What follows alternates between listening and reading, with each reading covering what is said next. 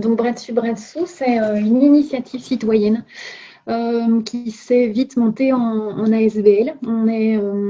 L'ASBL s'est créée en fin 2015, donc ça fait un bon 4 ans maintenant.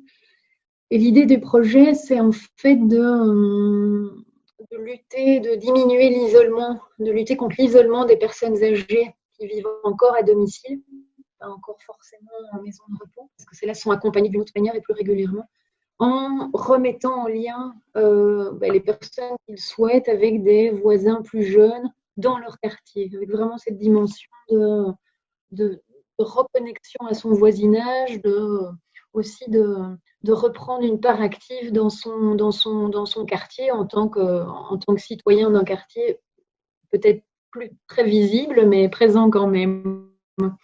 Et donc, pour ça, on a 4 types d'actions qui sont la plus importante, c'est le tissage de liens individuels. Donc, on met des gens, on organise des duos ou des trios de voisins autour d'une personne âgée qui vont alors pouvoir, au gré de leurs affinités, atomes crochus, mais aussi de leur disponibilité, tisser des liens et se rencontrer.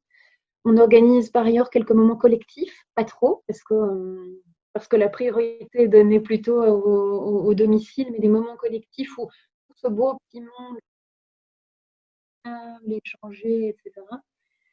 On a des activités de sensibilisation. On lance en été des semaines de caravanes mobiles dans les quartiers où on vient se poser avec des tables, des chaises, des parasols à la rencontre des voisins et pour justement les faire se rencontrer et sensibiliser à cette question de la solitude et de l'isolement. Et on a aussi, alors ça c'est peut-être plus un travail de l'équipe, un boulot de référencement et justement de ces personnes très isolées qui par définition de leur isolement ne savent pas à qui s'adresser quand ils ont un besoin un peu plus professionnel, quelqu'un pour venir peindre, quelqu'un pour venir nettoyer chez eux, etc. Qui sont des choses que nos voisineurs, nos bénévoles voisins se refusent à faire. On n'est pas des professionnels, on est des voisins et on tisse des liens de voisinage.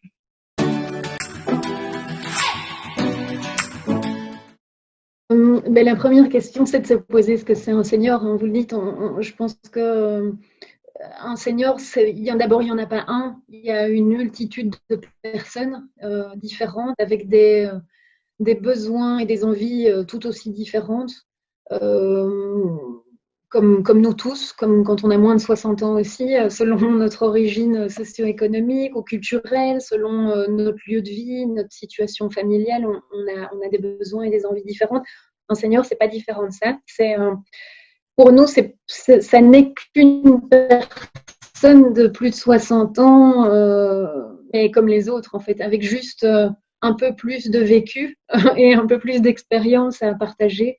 Et donc, je pense que si on se dit qu'on ne les met pas dans des boîtes en se disant « Ah oui, c'est un vieux », et qu'on essaye juste de le voir comme une personne un peu plus âgée, voilà, je trouve que c'est la clé de la rencontre et c'est quelque chose effectivement qui ne se fait plus. On a tendance à mettre les seniors dans des cases, c'est vrai. Petites choses à éviter, c'est ça, hein, c'est les mettre dans des boîtes, c'est se dire voilà, ça, c'est tous des vieux, c'est effrayant.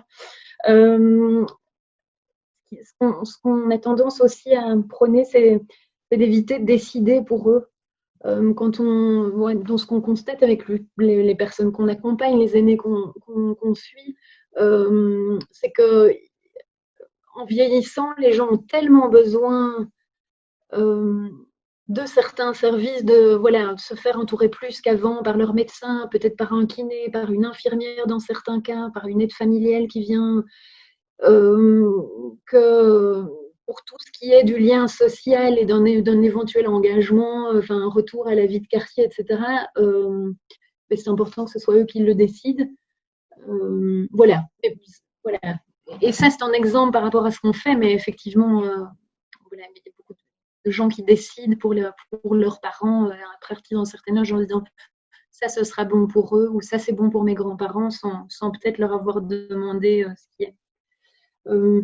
Peut-être, je pense à une autre chose qui me vient, c'est l'idée de vouloir aider. C'est très chouette, mais c'est vraiment pour nous important et c'est les valeurs aussi de l'association. C'est avant de vouloir aider, c'est en fait d'avoir envie de partager. Et c'est très différent comme positionnement. On ne se positionne pas forcément dans une relation de bénévoles et de personnes accompagnées, mais vraiment comme de personnes qui vont se rencontrer. Alors évidemment, ce sera en réponse à un besoin, une solitude qui a été exprimée par l'un, mais se positionner dans l'idée, je ne vais pas pour l'aider, en fait, je vais pour le rencontrer, pour qu'on partage des choses. C'est très différent. Oui, une dernière chose, c'est peut-être, je crois qu'on a aussi trop peu de temps. Enfin, je dis on, il n'y a aucune généralité. Je ne veux faire aucune généralité de personne, hein, donc de nouveau. Mais je crois que ce qu'il est bon d'éviter aussi, euh, c'est de ne pas oser demander de l'aide à une personne âgée. Je crois que ça lui fait extrêmement plaisir. On me rappelle, enfin voilà, aussi d'un vécu personnel où quand je demandais des choses à ma grand-mère, mais enfin, je veux dire, ça lui faisait autant plaisir, voire plus plaisir qu'à moi. Elle se rendait utile, elle était de nouveau active, elle avait un rôle, elle avait du sens, elle était d'autant plus importante pour moi. Elle l'a toujours été, mais et peut-être enfin, ça rejoint le premier point d'être mettre dans une case un vieux qui n'a plus rien à faire, il est retraité, maintenant il est pensionné et je pense que voilà, oser demander de l'aide et ça permet aux gens de se ressentir utiles. Et je crois que ça, c'est vraiment capital.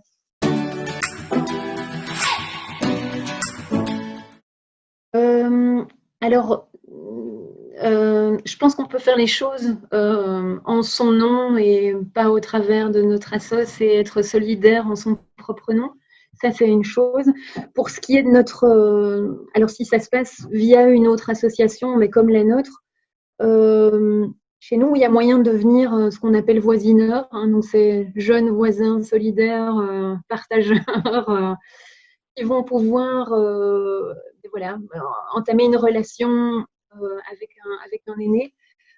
Ça peut se faire ça peut être un voisinage régulier, mais on fait aussi des voisinages ponctuels. Ça veut dire que ça peut être régulier pour nous, ça se rend disponible une fois par semaine ou une fois tous les 15 jours pour, voilà, pour démarrer un vrai lien. On essaye toujours, nous, sur la longueur parce que c'est d'autant plus riche.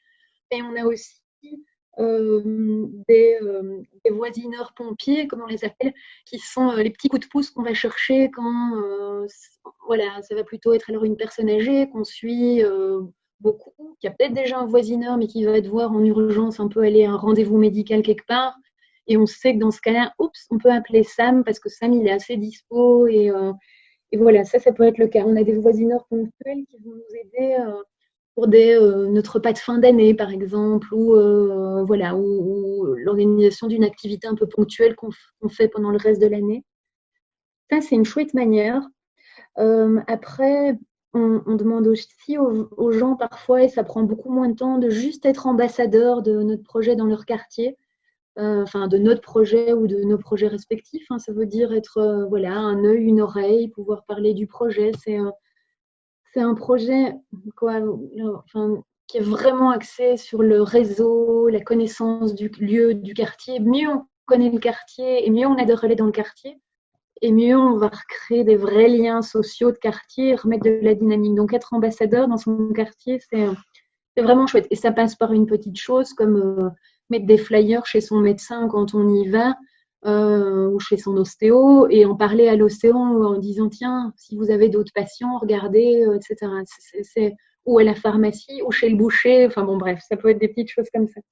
Euh, alors, on a des besoins aussi, mais ça, c'est alors plus des besoins au niveau de l'équipe et de la structure des besoins d'aide voilà, enfin, selon les compétences des gens. Donc, ça peut être l'aide administrative, un peu de conseil juridique parfois. On est en train de commencer à réfléchir à parfois témoigner un peu plus que ce qu'on fait. Donc, je sens on est une très petite équipe, on n'a pas tous les profils et on est hyper preneur de bons conseils et d'expériences voilà, que des gens ont déjà pu accumuler dans des domaines qu'on connaît moins bien. Après, il y a moyen très ponctuellement de venir courir les 20 km de Bruxelles à nos couleurs et de faire une petite récolte de fonds dans son entourage pour soutenir le projet ou de nous financer un peu, selon ses moyens. C'est vraiment quelque chose qu'on cherche aussi tout le long de l'année. Et d'en parler à ses proches voilà, de quelque manière ce soit. Si eux ont envie de revenir, voilà, aux plus âgés qui auront envie de venir voisiner, aux plus jeunes voisineurs. Je crois que ça, c'est toutes des manières très différentes et très modulables de rejoindre la SOS ou de nous soutenir d'une manière ou d'une autre.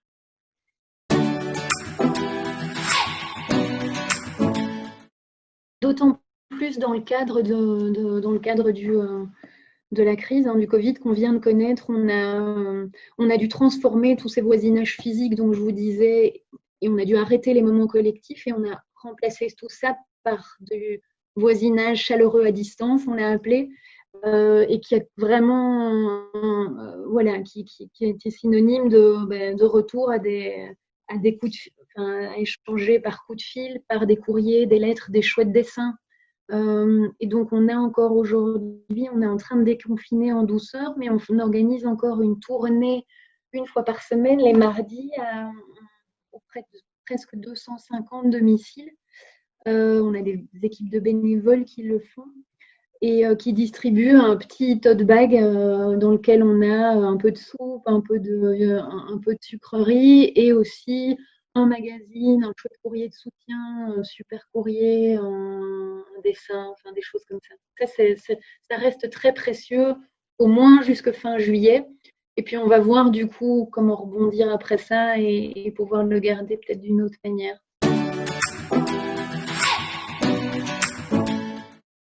Oh non, c'est ça. Alors, donc, toujours dans cette idée un peu de quartier on, on fait vraiment les choses, on se développe par commune. On a démarré dans un quartier de Forêt il y a 4 ans et aujourd'hui on est sur la commune de Forêt, sur Uccle et sur Anderlecht. Voilà, à Bruxelles. Avec un petit débordement à Saint-Gilles éventuellement, enfin ce qui est limitrophe, on ne s'arrête pas à la rue non plus, mais a priori c'est les 3 communes principales. Après, quand on veut écrire un courrier, on peut l'écrire de Woluwe et le mettre à la poste. Il peut très bien arriver à Forêt, tout ça va bien. Ça dépend un peu de quel genre de quel genre de coup de pouce on parle, quoi. De même un appui voilà, pour une compétence juridique ou autre, on ne doit pas être forestois pour aider une ASBL forestoise. Ça, c'est tout à fait bruxellois, quoi. C'est tout à fait ouvert.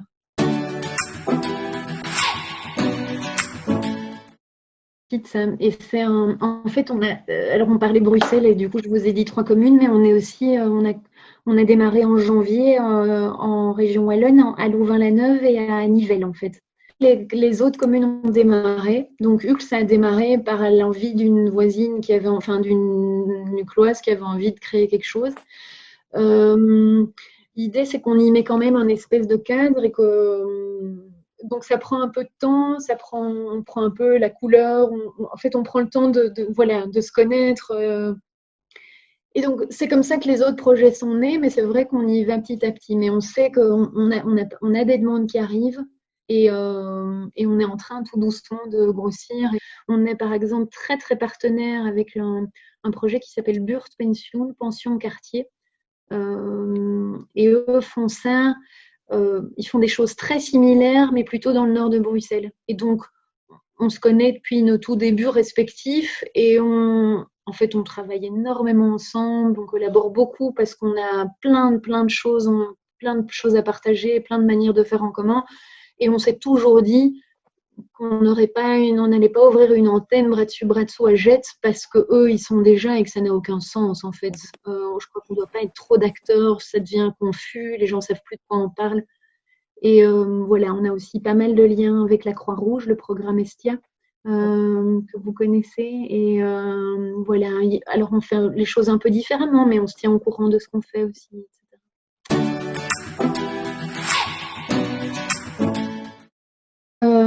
Moi, je pense qu'il y a moyen, effectivement. Leur rêve, c'est que des espèces comme les nôtres n'existent pas parce que tout ça se fait sans nous. Et donc, c'est vrai qu'il y a déjà énormément de choses qui se font. Hein. Il y a déjà des voisins solidaires entre eux, etc. Sans doute pas assez. Mais donc, je pense que la meilleure chose à faire, c'est d'aller à la rencontre spontanée de son voisin plus âgé, quoi. Et ça commence par un simple bonjour. Voilà, on rencontre vraiment beaucoup de gens qui nous disent en fait ça n'existe même pas dans notre immeuble ou moi je connais pas mes voisins de droite et de gauche. Donc ça peut commencer par un petit bonjour, un sourire évidemment, mais alors après ça peut être des choses comme sortir la poubelle le dimanche soir quand vous la descendez pour vous, vous la descendez pour le voisin d'en face. Ça peut être faire une petite course quand on y va pour soi et juste donner un petit coup de fil ou un coup de sonnette pour voir si l'autre n'a pas besoin de quelque chose. Ça peut être une tapote devant la porte, voire beaucoup plus s'il y a des affinités qui se créent. Mais je pense que pour moi, le vrai changement, il sera il est là quand les gens se regardent, en fait. Et quand ils se regardent dans les yeux, ils sourient. Et en fait, rien que ça, c'est juste monstre. Et puis ils s'en suivent, comme dans toute relation, ça débouche vers plus ou pas, mais au moins, il y a ce minimum-là, quoi.